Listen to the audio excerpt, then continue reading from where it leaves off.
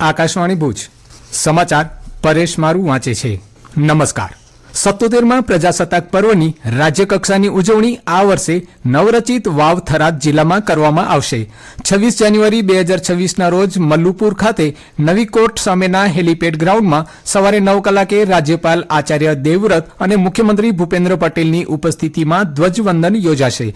આ પ્રસંગે રાજ્યપાલ પરેડની સલામી ઝીલશે અને વિવિધ સાંસ્કૃતિક કાર્યક્રમો તેમજ પોલીસ નિદર્શનો રજૂ કરવામાં આવશે.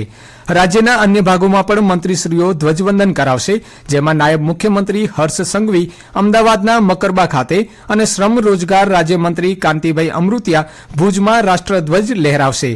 સમગ્ર રાજ્યમાં દેશભક્તિના માહોલ વચ્ચે જનભાગીદારીથી આ રાષ્ટ્રીય પર્વની ભવ્ય ઉજવણી થશે. કેન્દ્રીય ઔદ્યોગિક સુરક્ષા દળ CISF દ્વારા દરિયાકાંઠાની સુરક્ષા અને રાષ્ટ્રીય મજબૂત કરવાના ઉદ્દેશ્ય સાથે આગામી 28 જાન્યુઆરીથી વંદે માતરમ કોસ્ટલ સાયક્લોથોન યોજાશે. આ અંગે પત્રકાર પરિષદને સંબોધતા CISFના પશ્ચિમી ક્ષેત્રના IG અભિષેક ગોયલે કહ્યું, સુરક્ષિત તટ સમૃદ્ધ ભારત આ વિષય સાથે આ 25 દિવસની સાયકલ યાત્રા ભારતના મુખ્ય દરિયાકાંઠાના 6500 કિલોમીટરથી વધુ અંતરને આવરી લેશે. CISFના સાયક્લોસ્ટોની બે ટીમ એક સાથે પ્રસ્થાન કરશે, જેમાં પશ્ચિમ કિનારે કચ્છમાં આવેલા લખપત કિલ્લાથી અને પૂર્વ કિનારે પશ્ચિમ બંગાળના બખાલીથી યાત્રા શરૂ થશે. આ બંને ટીમ વિવિધ દરિયાકાંઠાના શહેરો અને ગામોમાંથી પસાર થઈ 22 ફેબ્રુઆરીએ કેરળના કોચી ખાતે એકત્રિત થશે. દીનદયાળ પોર્ટ ઓથોરિટી કંડલાએ ચાલુ નાણાકીય વર્ષમાં સૌથી ઝડપી 125 મિલિયન મેટ્રિક ટન કાર્ગો પરિવહન કરીને નવો ઇતિહાસ રચ્યો છે. હજુ નાણાકીય વર્ષના 72 દિવસ બાકી છે, ત્યારે પોર્ટ પ્રશાસન 172 મિલિયન મેટ્રિક ટનના મહત્વાકાંક્ષી લક્ષ્યાંક સાથે સર્વકાલીન શ્રેષ્ઠ રેકોર્ડ બનાવવા તરફ આગળ વધી રહ્યું છે. DPA ચેરમેન સુશીલકુમાર સિંહે આ સિદ્ધિ બદલ અધિકારીઓ, શ્રમિકો અને હિસ્સેદારોનો આભાર માન્યો હતો.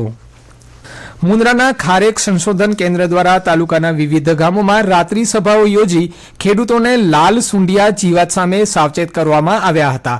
તાજેતરમાં કમોસમી વરસાદના કારણે આ જીવાતનો ઉપદ્રવ વધતા 100 જેટલા ખેડૂતોને તેના જીવનચક્ર અને નિયંત્રણ અંગે માર્ગદર્શન અપાયું હતું. સંશોધકોએ જણાવ્યું કે ખારેકના થડ પાસે પાણી ભરાવા ન દેવું અને નિયમિત તપાસ કરવી જરૂરી છે. નુકસાન અટકાવવા સિસ્ટેમેટિક જંતુનાશક દવાનો છંટકાવ, ફેરોમેન ટ્રેપનો ઉપયોગ અને અસરગ્રસ્ત થડને ચીકણી માટીથી પેક કરવા જેવી તકેદારી રાખવા અપીલ કરાઈ હતી. આ કાર્યક્રમમાં નિષ્ણાતો દ્વારા ખેડૂતોને જીવાત નિયંત્રણ માટે ફેરોમેન ટ્રેપનું વિતરણ પણ કરવામાં આવ્યું હતું.